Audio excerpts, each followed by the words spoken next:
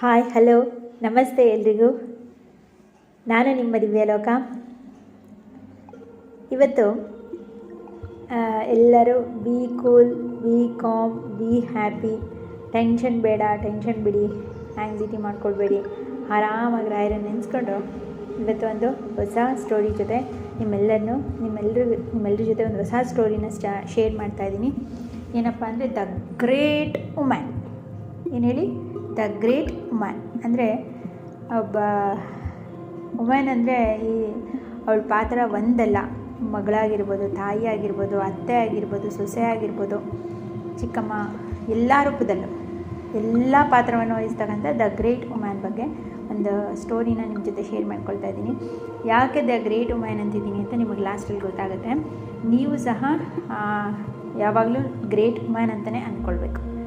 ಏನಪ್ಪ ಅಂದರೆ ಸಾಮಾನ್ಯವಾಗಿ ನಾವೆಲ್ಲರೂ ಹಾಲಿಡೇಸ್ಗೆ ಅಜ್ಜಿ ತಾತನ ಮನೆಗಳಿಗೆ ಹೋಗ್ತೀವಿ ಅಲ್ವಾ. ನಾವು ಸಹ ಹಾಗೆ ನಮ್ಮ ತಾಯಿ, ನಾನು ಎಲ್ಲರೂ ನಮ್ಮ ಅಜ್ಜಿ ಮನೆ ಅಂದರೆ ನಮ್ಮ ತಾಯಿಗೆ ಅವ್ರ ತಾಯಿ ಕೊಟ್ಟಿರೋಂಥ ಒಂದು ಮನೆ, ಪುಟ್ಟ ಮನೆ ಇದೆ. ಅಲ್ಲಿಗೆ ಆವಾಗವಾಗ ಬಿಡುವಿದ್ದಾಗೆಲ್ಲ ಹೋಗಿ ಅದನ್ನು ಕ್ಲೀನ್ ಮಾಡಿ ಬರ್ತೀವಿ.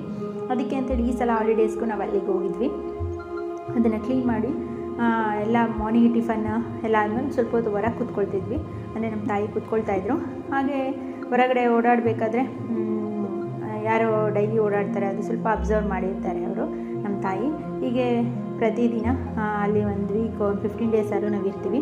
ನಾನು ನನ್ನ ವರ್ಕ್ ಏನಾದರೂ ಮಾಡ್ಕೊಳ್ತಿರ್ತೀನಿ. ಬಟ್ ನಮ್ಮ ತಾಯಿ ಏನು ಮಾಡಿದ್ದಾರೆ, ಅಲ್ಲಿ ಪ್ರತಿದಿನ ಅಲ್ಲಿ ಓಡಾಡ್ತಕ್ಕಂಥ ಒಬ್ಬರು ಲೇಡಿನ ಅಬ್ಸರ್ವ್ ಮಾಡಿದ್ದಾರೆ. ಆ ಲೇಡಿ ಏನಪ್ಪ ಅಂದರೆ ಆ ಮನೆ ಮುಂದೆ ಒಂದು ಚಿಕ್ಕದಾದ ಪಾರ್ಕ್ ಇದೆ. ಬಟ್ ಅದು ಪಾರ್ಕ್ ಅಂದರೆ ವಾಕಿಂಗ್ ಪಾರ್ಕ್ ಅಲ್ಲ. ಅದನ್ನು ಈ ಹಸು ಎಲ್ಲ ಕಟ್ಕೊಳ್ಳೋದಕ್ಕೆ ಅದಕ್ಕೆಲ್ಲ ಸ್ವಲ್ಪ ಯೂಸ್ ಮಾಡ್ಕೊಂಡ್ಬಿಟ್ಟಿದ್ದಾರೆ. ಅಂದರೆ ಅಲ್ಲಿ ಈ ಸುತ್ತಮುತ್ತ ಇರ್ತಕ್ಕಂಥ ಜನಗಳು ಅಂದರೆ ಫೆನ್ಸಿಂಗ್ ಮಾಡಿ ಅದನ್ನು ಕಾಂಪೌಂಡ್ ರೀತಿ, ಕಾಂಪೌಂಡ್ ಅಂದರೆ ಗೋಡೆಯಿಂದ ಕಟ್ಟಿರೋಂಥ ಕಾಂಪೌಂಡ್ ಎಲ್ಲ ತಂತಿ ಬೇಲಿ ಹಾಕ್ತಾರೆ ನೋಡಿ, ಆ ರೀತಿ ಆ ಒಂದು ಪಾರ್ಕಿಗೆ ತಂತಿ ಬೇಲಿಯನ್ನು ಹಾಕಿದ್ದಾರೆ. ಅದ್ರ ಸುತ್ತ ಏನೋ ಅನೇಕ ಗಿಡಗಳೆಲ್ಲ ಬೆಳ್ಕೊಂಡ್ಬಿಟ್ಟಿದೆ. ಸೀಬೆ ಮರ ಇರ್ಬೋದು, ಸೀತಾಫಲ ಮರ, ಹಾಗಲಕಾಯಿ ಬಳ್ಳಿಗಳೆಲ್ಲ ಬೆಳ್ಕೊಂಡಿದೆ, ತೊಂಡೆಕಾಯಿ ಬಳ್ಳಿಗಳು ಬೆಳ್ಕೊಂಡಿದೆ. ಪ್ರತಿದಿನ ಅಲ್ಲೇ ಟಿಫನ್ ಆದಮೇಲೆ ಹೊರಗಡೆ ಒಂದು ಸ್ವಲ್ಪ ಹೊತ್ತು ಅಕ್ಕಿ ಏನಾದರೂ ಮಾಡ್ಕೊಳ್ಳೋದಕ್ಕೆ, ರಾಗಿ ಅಕ್ಕಿ ಎಲ್ಲ ಮಾಡೋದಕ್ಕೆ ಹೊರಗಡೆ ಕೂತ್ಕೊಳ್ತಾಯಿದ್ರು ನಮ್ಮ ತಾಯಿ. ಹಾಗೆ ಒಬ್ಬರು ಲೇಡಿ ಪ್ರತಿದಿನ ಹೋಗೋದನ್ನು ಅಬ್ಸರ್ವ್ ಮಾಡಿದ್ದಾರೆ. ಹೋಗಬೇಕಾದ್ರೆ ಏನು, ಆ ತಂತಿ ಬೇಲಿಲಿ ಹಾಗಲಕಾಯಿ ಬಳ್ಳಿಗಳು ತುಂಬ ಬೆಳೆದಿತ್ತು. ಅರ್ಥ ಆಗ್ತಿದೆಯಾ? ಆ ಬಳ್ಳಿಯಲ್ಲಿ ಅವರು ಪ್ರತಿದಿನ ಎಲೆಗಳನ್ನ ಕಿತ್ಕೊಂಡು ಹೋಗ್ತಾಯಿದ್ರು, ಹಾಗಲಕಾಯಿ ಎಲೆಗಳನ್ನ. ಅದನ್ನು ಸುಮಾರು ಒಂದು ವೀಕ್ ಅಬ್ಸರ್ವ್ ಮಾಡಿದ್ದಾರೆ. ಹಾಗೆ ಒಂದಿನ ನಮ್ಮ ತಾಯಿ ಆ ಹೆಂಗಸನ, ಆ ಲೇಡಿನ ಕೇಳಿದ್ದಾರೆ, ಯಾಕಮ್ಮ ಆ ಎಲೆಗಳನ್ನ ನೀನು ಕಿತ್ಕೊಂಡು ಹೋಗ್ತೀಯಾ ಅಂತ. ಅದಕ್ಕೆ ಆ ಲೇಡಿ ಉತ್ತರ ಕೊಟ್ಟರು, ನನಗೆ ಈ ರೀತಿ ಶುಗರ್ ಇದೆ ಅಮ್ಮ, ನನಗೆ ತುಂಬ ಶುಗರ್ ಜಾಸ್ತಿ ಆಗಿಬಿಟ್ಟಿದೆ. ಅದಕ್ಕೆ ನಾನು ಪ್ರತಿದಿನ ಆ ಎಲೆಗಳನ್ನ ತಿಂದರೆ ಸ್ವಲ್ಪ ಶುಗರ್ ಕಂಟ್ರೋಲಿಗೆ ಬರುತ್ತೆ ಅಂತ ಹೇಳಿ ಎಲೆಗಳನ್ನ, ಎಲೆಗಳನ್ನ ಕಿತ್ಕೊಂಡು ತಿಂತಿದ್ದೀನಿ. ಏನು ಕೆಲಸ ಮಾಡ್ತೀಯಮ್ಮ ಅಂತ ಕೇಳಿದ್ರು. ಮನೆ ಕೆಲಸ ಮಾಡ್ತೀನಿ ನಾನು ಅಂತ. ಮನೆ ಕೆಲಸ ಅಂದರೆ ಏನಿಲ್ಲ, ನಮ್ಮ ಮನೆಗಳಲ್ಲಿ ನಾವು ಮಾಡ್ತೀವಲ್ಲ ಅದನ್ನೇ ಅವರು ಪಾಪ ಮನೆ ಕೆಲಸ ಅಂತ ಹೇಳ್ಕೊಂಡ್ರು ನೋಡಿ. ಇನ್ನು ಮಾರ್ನಿಂಗ್ ವಾಕ್ ಬರ್ತಿದ್ದಾರೆ, ವಾಕ್ ಮುಗಿಸ್ಕೊಂಡು ಹೋಗ್ತಾ ಆ ರೀತಿ ಹೇಳಿದ್ರು. ಸರಿ ಆಯಿತು, ಅದನ್ನು ತಿನ್ನೋದ್ರ ಜೊತೆಗೆ ನೀನು ಸ್ವಲ್ಪ ಮೆಂತ್ಯ ಕಾಳು ಅದನ್ನು ಪುಡಿ ಮಾಡಿಟ್ಕೊಂಡು ಖಾಲಿ ಹೊಟ್ಟೆಲಿ ನೆನೆಸ್ಕೊಂಡು ಪ್ರತಿದಿನ ಕುಡಿಯಮ್ಮ ಅಂತೇಳಿ ಒಂದಿಷ್ಟು ಸಜೆಷನ್ಸು ಕೊಟ್ಟಿದ್ದಾರೆ ನಮ್ಮ ತಾಯಿ. ಓಕೆ, ಅದಾದಮೇಲೆ ಸರಿ ಅವತ್ತು ಮಾತಾಡಿಸಿದ್ರು, ಕಳಿಸಿದ್ರು. ಸರಿ ಅಂತೇಳಿ ಅವರು ಹೊರಟರು. ನೆಕ್ಸ್ಟ್ ಡೇ ಮತ್ತೆ ವಾಕಿಂಗ್ ಬಂದಿದ್ದಾರೆ. ಆವಾಗಲೂ ಹೀಗೆ ಮಾತಾಡ್ಸೋಕ್ಕೆ ಅಂತ ಅವರೇ ಬಂದಿದ್ದಾರೆ.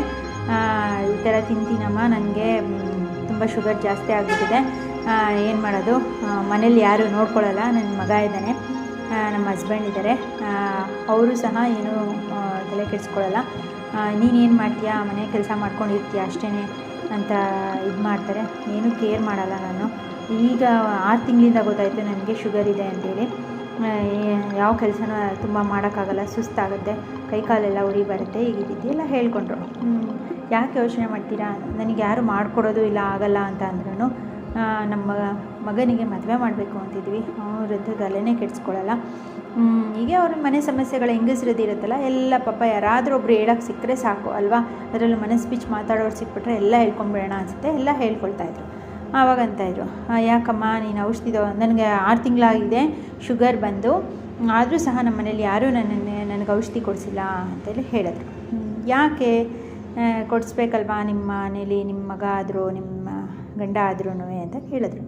ನಾನು ಏನು ಕೆಲಸ ಮಾಡ್ತೀನಮ್ಮ, ನನಗೆ ಯಾಕೆ ಔಷಧಿ ಕೊಡಿಸ್ತಾರಮ್ಮ ಅಂತ ಹೇಳಿದ್ರು. ನೋಡಿ ಹೆಂಗಸರು ಪಾಪ ಏನು ಕೆಲಸ ಮಾಡ್ತೀವಿ ಅಂತಾರೆ, ಎಷ್ಟು ವರ್ಷ ಯಾವುದೇ ಸಂಬಳ ಇಲ್ಲದೆ, ಯಾವುದೇ ಫಲಾಪೇಕ್ಷೆ ಇಲ್ಲದೆ ತಾಯಿಯಾಗಿ, ಅವರೊಬ್ಬರ ಹೆಂಡತಿಯಾಗಿ, ಮಗನಿಗೆ ತಾಯಿಯಾಗಿ ಎಲ್ಲ ಕೆಲಸಗಳನ್ನು ಮಾಡಿರ್ತಾರೆ ಅಲ್ವಾ. ಇವತ್ತಿನ ಕಾಲದಲ್ಲಿ ಒಂದು ಕಸ ಗುಡಿಸಿ ಮನೆ ಒರೆಸ್ಬೇಕು ಅಂದರೆ ಒಬ್ಬಳು ಕೆಲಸದೊಳಗೆ ಕಸ ಗುಡಿಸಿ ಮನೆ ಒರೆಸೋದಕ್ಕೆ ಒಂದು ಸಪ್ರೇಟ್ ಸಂಬಳ, ಅವಳು ಬಂದು ಪಾತ್ರೆ ವಾಶ್ ಮಾಡಿ ಹೋಗಬೇಕು ಅಂದರೆ ಅದಕ್ಕೆ ಸಪ್ರೇಟ್ ಸಂಬಳ ಕೊಡಬೇಕು ಇಲ್ವಾ. ಬಟ್ಟೆ ವಾಶ್ ಮಾಡಿ ಹೋಗಬೇಕು, ಬಟ್ಟೆ ಒಗಿಬೇಕು ಅಂದರೆ ಅದಕ್ಕೆ ಸಪ್ರೇಟ್ ಸಂಬಳ ಕೊಡಬೇಕು ಅಲ್ವಾ. ಬ್ಯಾಂಗ್ಳೂರಲ್ಲ ಎಲ್ಲರಿಗೂ ಗೊತ್ತಿರೋ ಅಂಥದ್ದು ಇದು.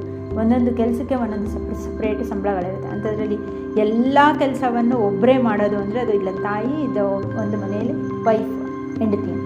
ನೀವುಗಳು ಎಷ್ಟೊಂದು ಜನ ಇರ್ತೀರ, ಏನು ಕೆಲಸ ಮಾಡದೇ ಇರೋರು ಏನಂತ ಹೇಳ್ಕೊತೀರಾ, ಹೊರಗಡೆ ಹೋಗಿ ಕೆಲಸ ಮಾಡೋರು ಮಾತ್ರ ಕೆಲಸ ಮಾಡೋದಲ್ಲ, ಮನೇಲಿ ಈ ಎಲ್ಲ ಕೆಲಸದವ್ರನ್ನ ಮಾಡೋದಕ್ಕೆ ಕೆಲಸದವ್ರನ್ನ ಇಟ್ಕೊಂಡಿದ್ದಾರೆ ಇವತ್ತಿನ ಕಾಲದಲ್ಲಿ.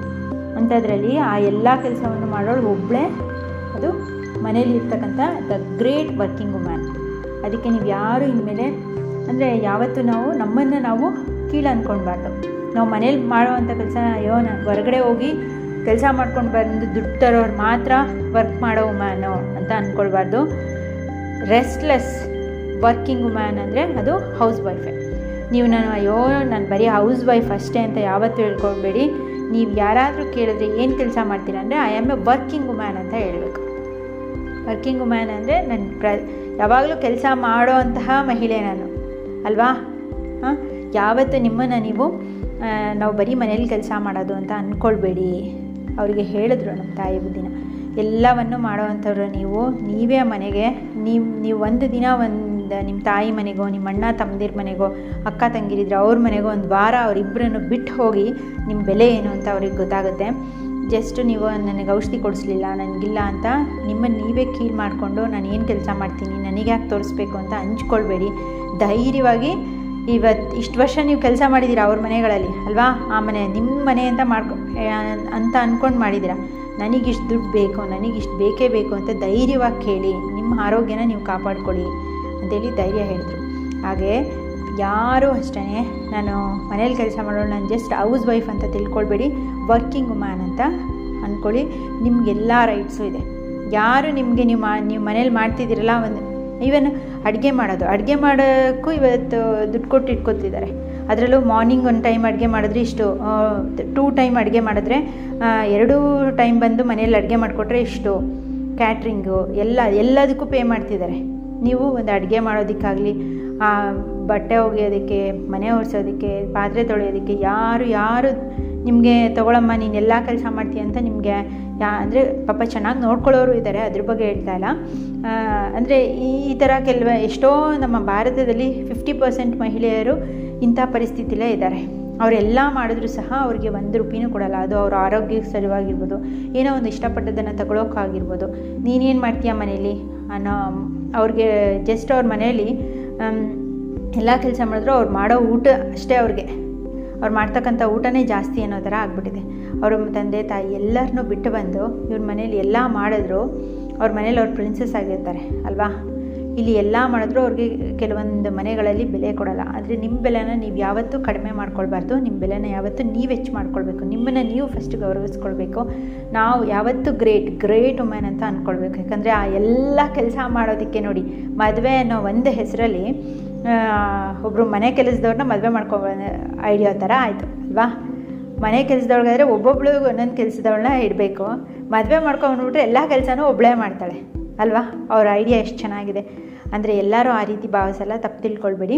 ಅಂದರೆ ಹೇಳ್ತಿರೋದು ಅಂದರೆ ಯಾರೇ ಒಬ್ಬರು ಲೇಡೀಸು ಕೆಲವೊಬ್ಬರು ಈಗ ಅವ್ರು ಹೇಳಿದ ಮಾತಿಂದ ಆಗ ಅನ್ನಿಸ್ತು ಅಷ್ಟೇ ನನಗೆ. ನಾನೇನು ಕೆಲಸ ಮಾಡ್ತೀನಮ್ಮ ನನ್ನನ್ನು ನೋಡ್ಕೊಳ್ಳೋದಕ್ಕೆ, ನನಗೆ ದುಡ್ಡು ಕೊಡೋದಕ್ಕೆ ಅಂತ ಆ ಹೆಂಗಸರಂದ್ರಲ್ವ, ಅದು ಸ್ವಲ್ಪ ಮನಸ್ಸಿಗೆ ನೋವಾಯಿತು.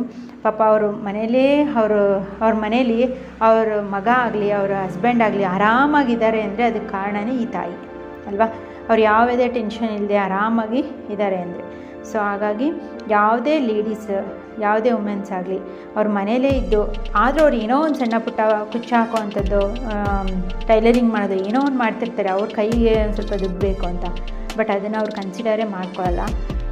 ಮಾಡೋರು ಇದ್ದಾರೆ. ಇವತ್ತಿನ ಕಾಲದಲ್ಲಿ ತುಂಬ ಫಾರ್ವರ್ಡ್ ಇರೋ ಲೇಡೀಸು ಇದ್ದಾರೆ, ಆದರೆ ಇನ್ನೂ ಆ ಥರ ಮಹಿಳೆಯರು ಇದ್ದಾರೆ. ಹಾಗಾಗಿ ನೀವು ಯಾವತ್ತೂ ನಾವು ಕಡಿಮೆ, ನಾವೇನು ಮಾಡಲ್ಲ ಅಂತ ಮನೇಲಿರ್ತಕ್ಕಂತಹ ಲೇಡೀಸು, ನಾವು ಬರೀ ಹೌಸ್ ವೈಫು ಈ ರೀತಿ ಅಂದ್ಕೊಳ್ದೆ ಯಾವಾಗಲೂ ನಾವು ಗ್ರೇಟ್ ವುಮನ್, ನಮಗೆ ಎಲ್ಲ ರೈಟ್ಸ್ ಇದೆ ಅಂಥೇಳಿ ಧೈರ್ಯವಾಗಿ ಅಥವಾ ಏನಾದರೂ ಒಂದು ಕೆಲಸ ಮಾಡ್ಕೊಳ್ಳೋವಂಥದ್ದು, ಎಲ್ಲಾದರೂ ಒಂದು ಅದ್ರ ಜೊತೆಗೆ ನೀವು ನೀವು ಬರೀ ಕೇವಲ ಮನೆಗೆ ಅವ್ರ ಸೇವೆಗಳನ್ನ ಮಾಡೋದಕ್ಕೆ ನಿಮ್ಮನ್ನು ನೀವು ತೊಡಗಿಸ್ಕೊಳ್ದೆ ಬೇರೆ ಏನಾದ್ರು ನಿಮಗಿರ್ತಕ್ಕಂಥ ಟ್ಯಾಲೆಂಟನ್ನು, ನಿಮಗೇನೋ ಒಂದು ಬರುತ್ತೆ, ಈಗ ಸೀರೆ ಕುಚ್ಚಾಕೋಕ್ಕೆ ಬರೋದಿರ್ಬೋದು, ಟೈಲರಿಂಗ್ ಮಾಡೋಕ್ಕೆ ಬರೋದಿರ್ಬೋದು, ಅಥವಾ ಬೇರೆ ಏನಾದರೂ ನಿಮ್ಮಲ್ಲೇ ನಿಮಗೇನೋ ಒಂದು ಟ್ಯಾಲೆಂಟ್ ಇತ್ತು ಅಂದ್ಕೊಳ್ಳಿ, ಅದನ್ನು 4 ಜನಕ್ಕೆ ಹೇಳ್ಕೊಟ್ಟು ಅದರಿಂದ ನಿಮ್ಮ ಸ್ವಂತವಾಗಿ ನೀವೇನಾದರೂ ಮಾಡೋದನ್ನು ಅದಕ್ಕೊಂದು ಸ್ವಲ್ಪ ಟೈಮನ್ನು ಎತ್ತಿಡಿ. ಸಂಜೆ ಹೊತ್ತು ನಿಮಗೆ ಆದ ಒಂದು ಸ್ಪೇಸ್ ಮಾಡ್ಕೊಳ್ಳಿ, ಯಾವಾಗಲೂ ಮನೆ ಕೆಲಸ ಮಾಡ್ಕೊಂಡು ಕೂರಬೇಡಿ ಅಂತ ಈ ಒಂದು ಸ್ಟೋರಿ ಮೂಲಕ ನಿಮ್ಮೆಲ್ಲರಿಗೂ ರಿಕ್ವೆಸ್ಟ್ ಮಾಡ್ಕೋತಿದ್ದೀನಿ.